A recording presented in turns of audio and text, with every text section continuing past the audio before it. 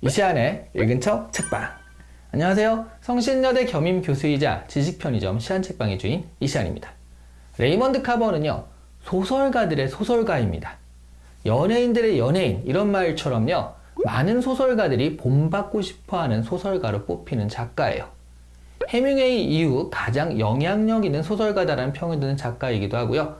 일본에서는 이 사람의 책을 주로 무라카미 하루키가 번역을 많이 했는데요. 하루키가 이 사람을 너무 좋아해서 일본에 초청을 했대요. 그런데 레이먼드 카버의 키가 190cm에 달한다고 합니다. 굉장히 크죠. 그래서 하루키가 에세이에서요, 침대를 새로 바꿔야 하나 하고 고민하는 장면이 나와요. 다행인지 불행인지 레이먼드 카버의 건강이 안 좋아져서 일본에 방문을 못해서 하루키가 굳이 침대를 바꿀 필요는 없었다고 하죠. 오늘은 바로 그 레이먼드 카버의 대표작이라고 할 수 있는 대성당 소개해 드리도록 하겠습니다. 레이먼드 카버는요, 후반기 몇 년을 빼면 대부분의 자신의 인생을 하층민의 생활을 하며 가난하게 삽니다. 그리고 작가가 알코올 중독으로 오래 고생하기도 했습니다. 그래서 그의 소설에 나오는 사람들은요, 대부분 가난한 사람들이 많고요, 알코올 중독자도 많이 나와요. 사실 그 전에 해밍웨이나 피츠제랄드 같은 작가들이 그렸던 조금은 상류층의 생활과는 전혀 다른 생활을 그리는 만큼 레이먼드 카버 이후 미국 문학이 하층민의 생활, 블루칼라들의 생활에 관심을 가지게 되었다는 평가도 있죠. 레이먼드 카버는요, 단편소설 전문작가라고 할 수 있는데요, 대성당 역시 단편소설입니다. 대성당 책은 여러 단편소설들을 모아놓은 책이고요. 대성당은 아내의 오래된 시각장애인 친구인 로버트가 집으로 방문하는 것에서 시작을 합니다. 오래전 아내는 그 로버트의 비서 같은 역할을 했었는데요. 그 후 일을 그만두고 멀리 오게 되면서 테이프에 녹음된 음성 편지를 교환하면서 오랜 우정을 쌓는 사이가 된 거예요. 일단 이 관계가 남편 입장에서는 뭔가 탐탁치 않은 부분이 있다는 거죠. 그리고 시각장애인을 어떻게 대해야 할지 몰라서 그런 부분도 곤란해하고요. 어쨌든 저녁을 같이 먹고요, 이야기를 나누는데 아내는 피곤해서 잠들고 둘이서만 계속 이야기를 나누게 됩니다. 그러다가 TV에서 파리의 대성당에 대한 내용이 나오고요. 주인공은 로버트에게 대성당이 뭔지 아느냐고 물어봐요. 로버트가 모른다고 하고요. 그걸 설명해 달라고 하는데 주인공은 보긴 하는데 설명할 길이 마땅치가 않습니다. 그러자 로버트는 그림을 그려달라고 하고요. 그림을 그리는 손 위에 자신의 손을 얹어도 되느냐고 물어보죠. 주인공은 뭐 그러라고 합니다. 그리고 그림을 그리는데요, 무언가 남다른 감각을 느껴요. 그게 뭔지 정확히 설명하진 않습니다. 다만 마지막 장면에서 로버트가 주인공에게 이제 눈을 감고 그려보라고 하죠. 그리고 다 그린 다음에 이제 눈을 뜨라고 하는데 주인공은 눈을 뜨지 않아요. 이거 진짜 대단하군요 하고 말이죠. 그런데 무엇이 대단한지는 설명하지 않고요, 딱 이 대사에서 소설이 끝이 나요. 쭉 따라 읽다가 갑자기 이렇게 딱 끝나거든요. 밥을 먹고 있는데 한 반밖에 안 먹었는데 밥상을 확 치워버리는 그런 느낌이 좀 있습니다. 평범한 독자 입장에서 이렇게 보다 보면 뭐야 이게? 하는 생각이 좀 들게 만들죠. 그래서 중요한 것은 이 다음이에요. 여기서 책을 덮고 다시는 생각하지 않으면 그냥 이상한 소설로 남을 수도 있어요. 그런데 주인공의 새로운 감각 확장에 대해서 한 번만 더 생각해 보면 무언가 자신의 감상을 만날 수도 있는 그런 소설이 될 수 있습니다.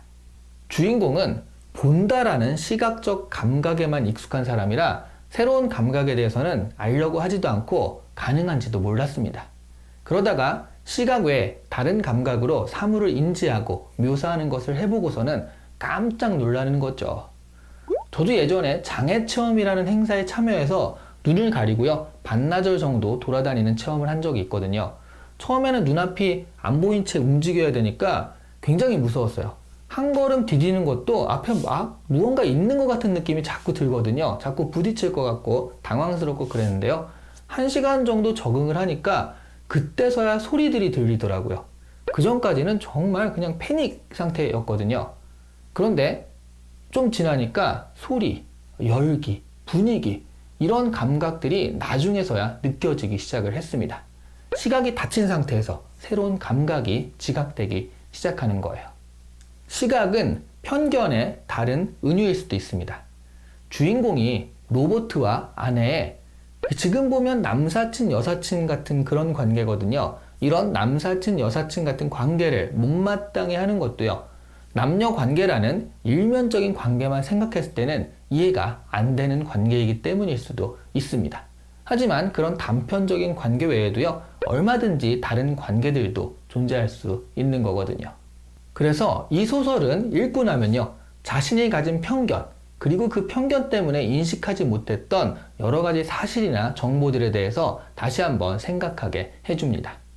그런 식으로 생각을 좀 확장하게 되면요, 처음에 소설을 읽고 이게 뭐야?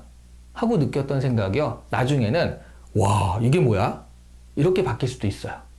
그야말로 아는 만큼 보인다는 소설이 바로 레이먼드 카버의 소설입니다. 그리고 많은 분들이요, 왜 하필 대성당이냐 하고 궁금해 하시거든요.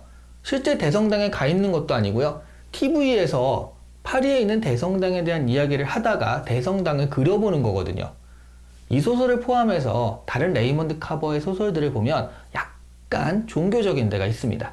하지만 제 생각에는 그것보다도 대성당을 선택한 이유는 한 BBC 다큐멘터리에서 알 수 있을 것 같습니다.